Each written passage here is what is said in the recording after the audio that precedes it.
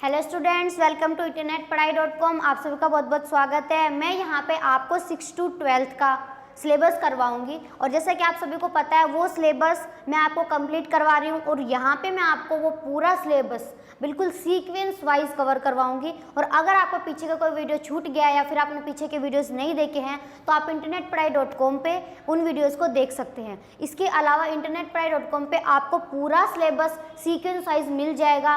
और इसके अलावा से 6 to 12th का सिर्फ यही सब्जेक्ट नहीं, से मैथ्स है, फिजिक्स है, केमिस्ट्री है, उन सभी के कंप्लीट कोर्सेज आपको सीक्वेंस वाइज मिल जाएंगे। सो स्टूडेंट्स, हम उत्प्रेरकों के बारे में पढ़ रहे थे तो हमने ना सभी चीजें अब इसके पढ़ चुके हैं, मतलब किस टाइप के होते हैं, क्या होते हैं। अभी ना उससे रिलेटेड एक टॉपिक जो है वो इम्पोर्टेंट सा है, उसके बारे में हमने पढ़ना है। ठीक है, क्या कि अब जो टॉपिक हम पढ़ेंगे वो है कि हम उत्प्रेरकों के कैरेक्टरिस्टिक्स के गुण कौन कौन से होते हैं। ठीक है, तो उसके बारे में हम पढ़ेंगे कि जो उत्प्रेरक है उसके गुण कौन कौन से होते हैं, कौन कौन सी विशेषताएं रखते हैं वो। ठीक है, तो चलिए स्टार्ट करते हैं। आज का हमारा टॉपिक क्या है?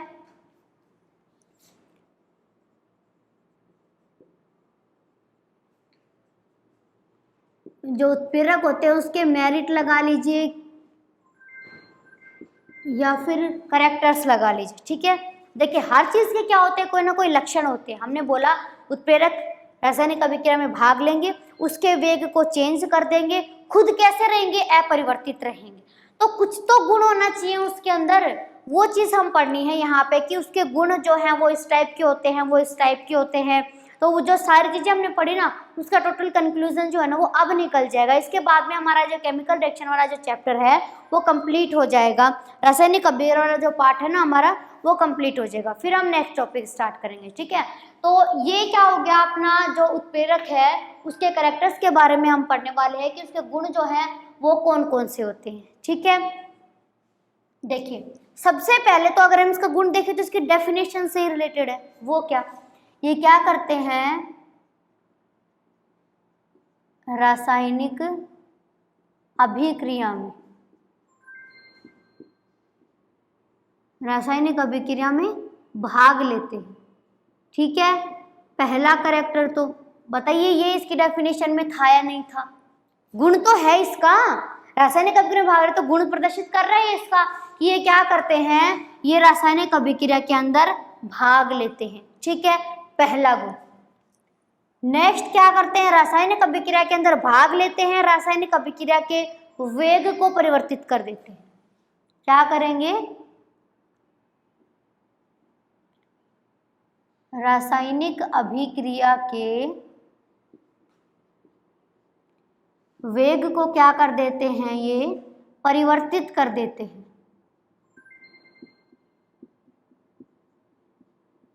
ठीक है, ये चीज बताइए गलत है क्या? डेफिनेशन में बोला था, मैंने बोला कि इसके 2-3 गुण तो इसकी डेफिनेशन से ही आ जाएंगे। तो दिख रहा है आपको कि जो रासायनिक अभिक्रिया के अंदर भाग लेते हैं, या फिर दूसरी चीज क्या होता है, रासायनिक अभिक्रिया के वेग को परिवर्तित कर देते हैं। तो 2 कैरेक्टर तो उसी से हो गए। तीसरा कैरेक्टर, स्वयं कैसे रहते हैं, ये अप्रभावित या फिर अपरिवर्तित रहते हैं। खुद कैसे रहते हैं, ये अपरिवर्तित रहते हैं। तो अब तो कोई कंफ्यूजन नहीं है, इसकी डेफिनेशन से कितने निकल गए, 3 कैरेक्टर निकल गए इनके। यानी कि ऐसे पदार्थ जो रासायनिक अभिक्रिया में भाग लेते हैं, पहला गुण तो हो गया क्या, रासायनिक अभिक्रिया में भाग लेंगे। दूसरा, अभिक्रिया के वेग को क्या कर देंगे, परिवर्तित कर देंगे। अगली चीज, खुद क्या रहेंगे, अप्रभावित रहेंगे, खुद अपरिवर्तित रहेंगे। ठीक है, खुद पे इफेक्ट नहीं पड़ेगा। तो ये आ गया आपको समझ में। नेक्स्ट इसका और इंपॉर्टेंट कैरेक्टर क्या आता है, देखिए इनकी सूक्ष्म मात्रा ही, इनकी थोड़ी सी मात्रा ही क्या रहती है, जो रिएक्शन होगी उस रिएक्शन के लिए, अभिक्रिया के लिए कैसी रहती है, पर्याप्त रहती है। ठीक है, ये है इसका क्या, नेक्स्ट कैरेक्टर। आ रहा है आपको समझ में कि इनकी थोड़ी सी मात्रा क्या कर सकती है, अभिक्रिया के वेग को प्रभावित कर सकती है। ऐसा नहीं है बहुत ज्यादा मात्रा की जरूरत है। ठीक है, तो ये क्या है, ये हमारा उत्प्रेरक जो है उसके कैरेक्टरिस्टिक्स पढ़ रहे हैं, उसके गुण पढ़ रहे हैं कि एक जो उत्प्रेरक होता है वो रासायनिक अभिक्रिया के इफेक्ट करता है, लेकिन उसके कैरेक्टरिस्टिक्स क्या क्या होते हैं उसके बारे में हम पढ़ रहे हैं। ठीक है, तो अभी तक का समझ में आया। तो तीन कर शुरू के गुण तो क्या होगा, आप इसकी डेफिनेशन से ले लिए। अब भाग लेंगे, वेग चेंज करेंगे, अपरिवर्तित रहेंगे, और थोड़ी सी मात्रा ही क्या होती है, अभिक्रिया के लिए सफिशिएंट होती है। ठीक है, नेक्स्ट कैरेक्टर हम देखते हैं इसका। देखिए, एक जो रिएक्शन होती है ना, सभी अलग अलग टाइप की रिएक्शन के लिए अलग अलग टाइप की उत्प्रेरक होती है। ठीक है, नेक्स्ट कैरेक्टर क्या होता है, प्रत्येक अभिक्रिया के लिए, प्रत्येक अभिक्रिया के लिए,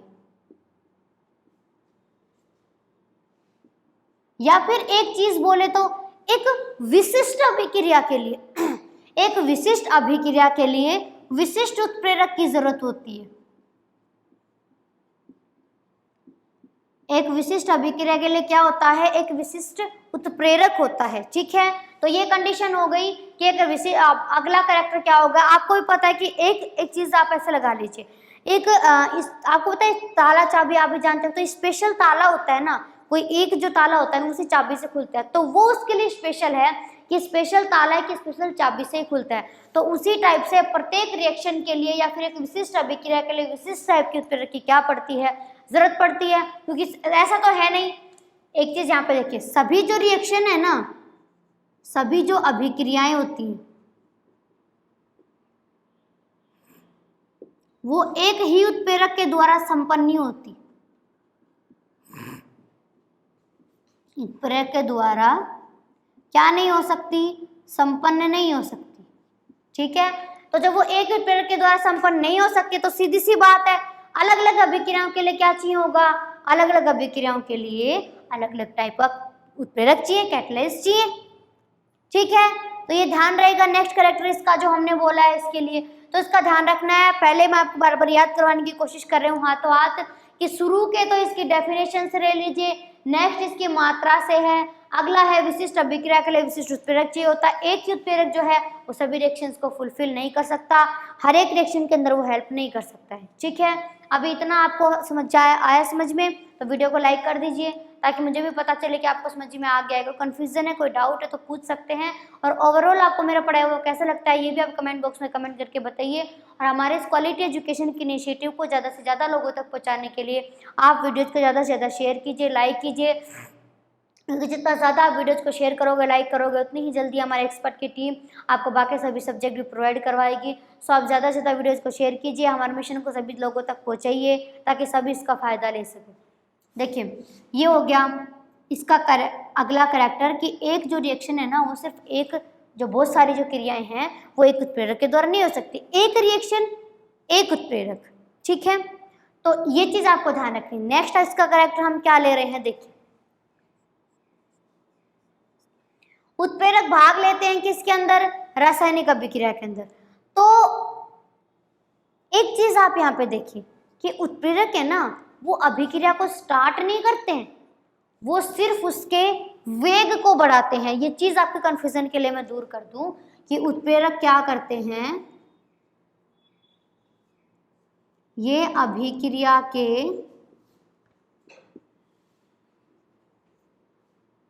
अभिक्रिया को क्या नहीं करते, स्टार्ट नहीं करते हैं, या फिर अभिक्रिया को प्रारंभ नहीं करते हैं ये। ठीक है, ये केवल क्या करते हैं, उसके वेग को बढ़ाते हैं, ये केवल वेग को बढ़ाते हैं। ठीक है, ये स्पेशल कैरेक्टर इसका, क्योंकि हम ऐसे सोचते हैं कि जब अभिक्रिया के अंदर भाग ले रहे हैं तो उस अभिक्रिया के वेग को बढ़ाते हैं, लेकिन ऐसा कुछ नहीं है। ये क्या करते हैं, इस अभिक्रिया के वेग को करते हैं, उसको बढ़ाते हैं, प्रारंभ नहीं करते हैं, किसी भी रिएक्शन को स्टार्ट नहीं करते हैं। उसको रिएक्शन स्टार्ट हो गई तो उसको बढ़ाने में हेल्प करेंगे, शुरू नहीं करेंगे। ठीक है, ये हो गया इसका अगला कैरेक्टर। नेक्स्ट कैरेक्टर आता है, देखिए, रिएक्शंस होती हैं तो एक चीज मैंने आपको पढ़ाई भी थी अलग से, उत्क्रमणीय अभिक्रिया, अनुत्क्रमणीय अभिक्रिया। तो उत्क्रमणीय में क्या होता है कि आगे की साइड भी और पीछे के साइड भी दोनों टाइप से रिएक्शन होती है।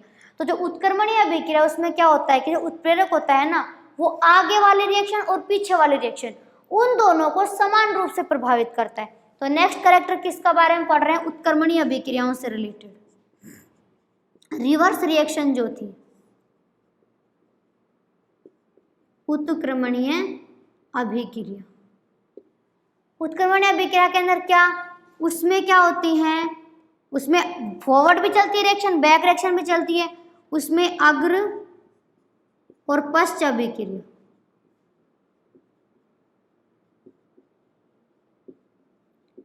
ये चीज तो आप भी जानते हैं क्योंकि आपको समझाया हुआ है ऐसे, इस टाइप से ये प्रोडक्ट होगा, ये यहाँ पे क्या A+B, तो ये इसके अंदर चेंज हो सकता है, ये इसके अंदर, ये इसके अंदर, तो दोनों में एक्सचेंज होता रहता है। मतलब ये रिएक्शन अभिकारक से उत्पाद और उत्पाद से अभिकारक, वो रिएक्शन क्या होती है, वो उत्क्रमणीय अभिक्रियाएं होती हैं। यहाँ पे ये तो हो गया कि उत्क्रमणीय अभिक्रिया होगी, इसमें अग्र और पश्च अभिक्रिया होगी, ये चीज आप जानते हैं। अगर हम इसमें बात करें किसकी, उत्प्रेरक की, तो उत्प्रेरक क्या करता है, ये चाहे आगे वाली रिएक्शन हो चाहे पीछे वाली रिएक्शन हो, यानी कि चाहे अग्र अभिक्रिया हो चाहे पश्च अभिक्रिया हो, दोनों को कैसे समान रूप से इफेक्ट करता है, दोनों को समान रूप से प्रभावित करता है।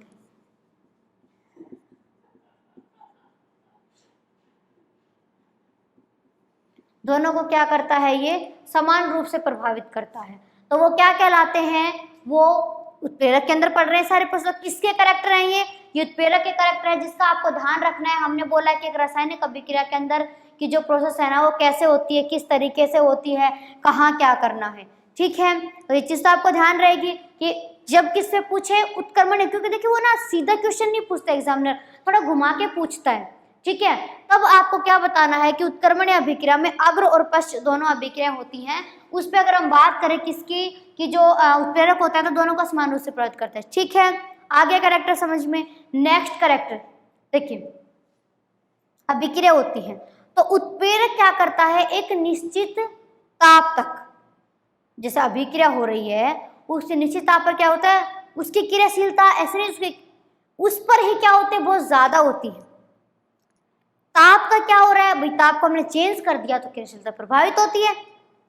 क्या होता है, मैं क्या कहना चाह रही हूँ, उत्प्रेरक सिर्फ एक निश्चित ताप पर क्या होते हैं, अत्यधिक क्रियाशील होते हैं, ऐसा नहीं लगातार क्रियाशील रहते हैं।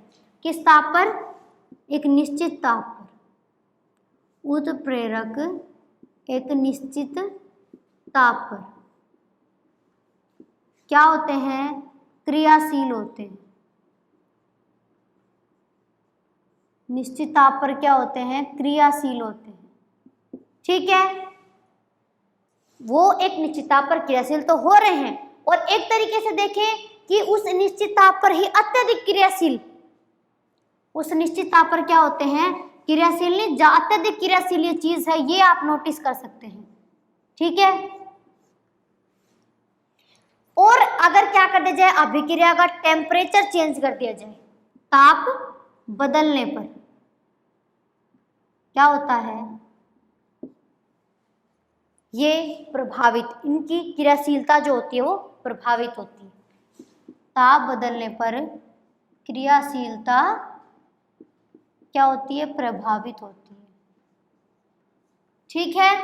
तो ये क्या है, कैरेक्टर्स पढ़े हमने, किसके कैरेक्टर से, उत्प्रेरक जो होता है उसके क्या क्या लक्षण होते हैं। तो अब मैं इनका पूरे का एक बार आपको रिवाइज करा रही हूँ। देखिए उत्प्रेरक क्या, जो अभिक्रिया, पहला कैरेक्टर रासायनिक अभिक्रिया में भाग लेते हैं, ठीक है, उसके वेग को उसके वेग को परिवर्तित कर देते हैं, स्वयं अपरिवर्तित रहते हैं। इनकी थोड़ी सी मात्रा अभिक्रिया के लिए क्या रहती है, पर्याप्त रहती है।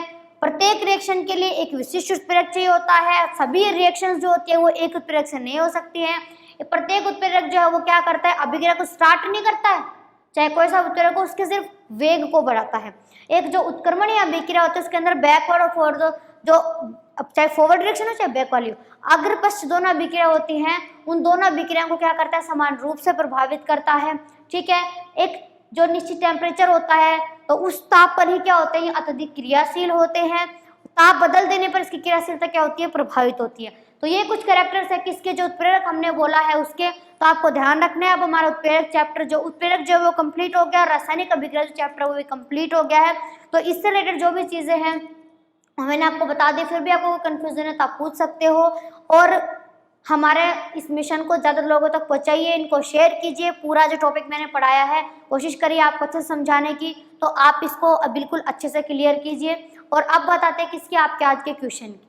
तो आपको ये बताना है जैसे कि हमारी बॉडी के अंदर क्या होता है, जो कोशिका होती है ना, उसके अंदर बहुत सारे ऑर्गन्स होते हैं। तो आपको पता है एक राइबोसोम होता है, आप जानते हो। तो मतलब हमारी बॉडी के अंदर ना कोशिका के अंदर एक ऐसा ऑर्गन होता है जिसपे एक ऑर्गन के साथ में 2 ऑर्गन प्रेजेंट हो जाते हैं, मतलब उस एक ऑर्गन के ऊपर दूसरा ऑर्गन प्रेजेंट होता है। मैंने हिंट भी दे दिया आपको बोल के, कमेंट बॉक्स में कमेंट करके बताइए कि कौन सा ऑर्गन है और उसके ऊपर कौन सा ऑर्गन प्रेजेंट होता है।